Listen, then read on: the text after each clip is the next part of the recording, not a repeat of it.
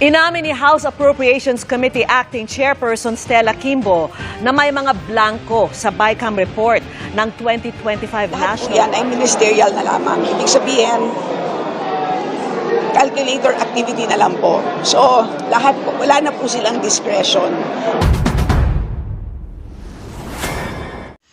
Ito, sa wakas, nagsalita na rin si Congresswoman Stella Kimbo tungkol sa blank items ng BICAM report. Ito, may post si Mr. Jay Sonsa 45 minutes ago. Sabi niya, ang tagal mong umiwas sa media, tapos ganito lang pala ang sasabihin. So ano yung sasabihin? Yung sinabi niya, ito, basahin ko. Yung nakakuan dito. Blank items, fill in the blanks. Sabi niya, it is unfortunate that an administrative matter is being maliciously misconstrued to create controversy where there is none. This matter has been sufficiently explained, and at a time when we face for real and urgent national challenges, it would be more productive to focus our efforts on addressing the legitimately pressing needs of our people. Representative Stella Kimbo, 2nd District, Marikina City, January 27, 2025. Ang issue is, sino nag-fill in the blanks? Nasagot ba niya? Parang hindi. Kaya ito yung sabi ni Mr. Jason sa, sorry, Madam Chair, but you did not answer the questions. Number 1, did you sign the BICAM report?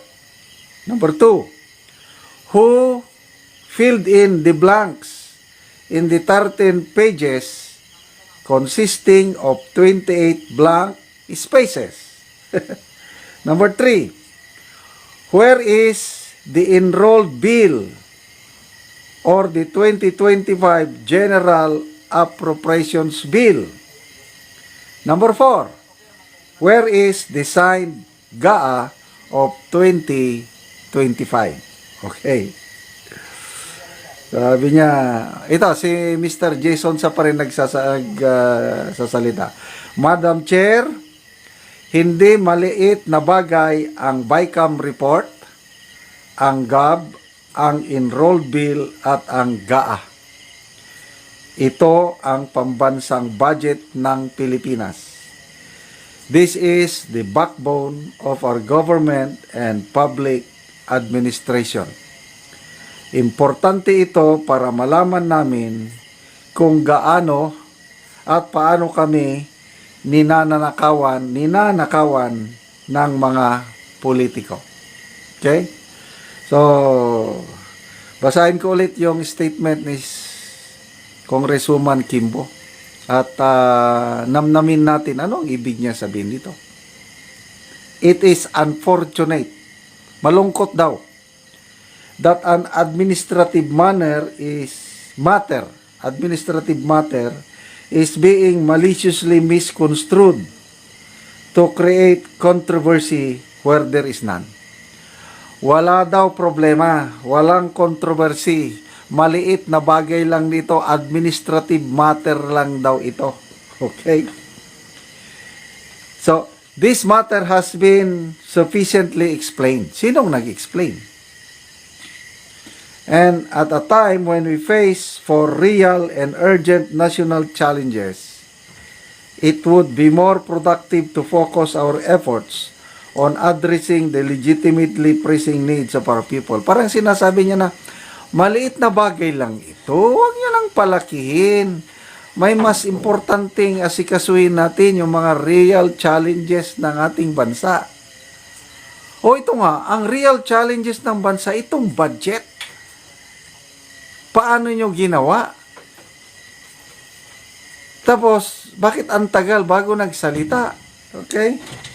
Kaya sabi ni Mr. Jason Sa, ang tagal mong umiwas sa media. Kawawa yung mga house reporters. Alas 9 ng gabi, naghintay. Nung lumabas si Madam Estela, wala, hindi talaga pinansin. Rush daw, nag-aapura daw, may ano daw. Okay, may iba pang statement, ano? Puntahan natin. Sandali ha. Ito. GMA News. Meron din silang post tungkol nito. The proposed 6.325 trillion budget for 2025 is lawful and enforceable even as bicameral conference report had corrected adjusted interest. Acting House Appropriations Panel Chairperson Stella Kimbo said Monday. So, inaamin na mayroong kinorek, may inadjust na entries.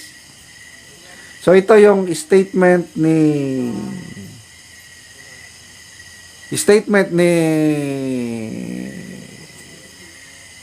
Congresswoman Kimbo. The bicameral report explicitly authorized the technical secretariats of both the Senate and House of Representatives to implement corrections and adjustments as required.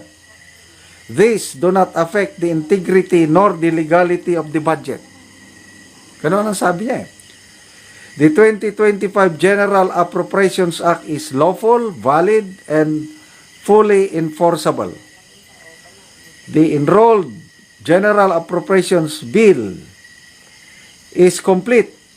No blank allocation among its more than 235,000 line items. O nga, yung bill, wala nang blank. Kailang yung BICAM report, may blank.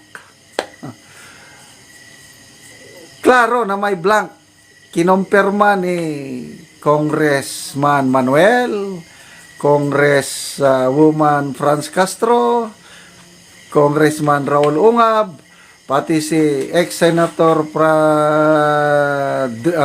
Lacson. Nakita rin niya yung blank items. So, very clear na ngayon na mga blank items sa BICAM report. Malalaking amount ang involved. Hindi man yun minor corrections. Billions ang involved. Ang sabi ni Congressman Manuel, yun daw yung authorize ang mga technical staff sa pag-adjust. Ano lang daw yun? Spelling, grammar, mga ganun lang daw. Hindi yung amount mismo ng ano. Grabe. So, satisfied ba kayo sa paliwanag o sagot ni Congresswoman Kimbo, mga kaibigan? Paki-comment ko, no? Okay.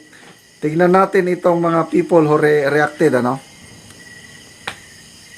5,700 people who reacted, 4,000 tumatawa. Ibig sabihin, hindi sila maniwala sa paliwanag ng Congresswoman. 1,100 galit. Galit sila. 442 lang ang nag-like. Yun lang ang naniniwala kay Congresswoman Kimbo. And then, mga comments. Magbasa tayo sa mga comments.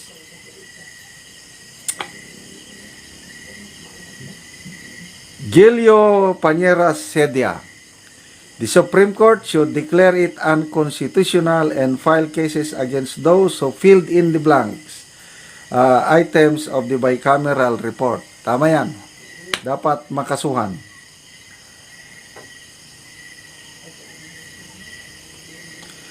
Fred Siliot, sabi niya, the constitutionality or unconstitutionality of the 2025 national budget will only be decided by the highest court of the land and not by self-serving lawmakers.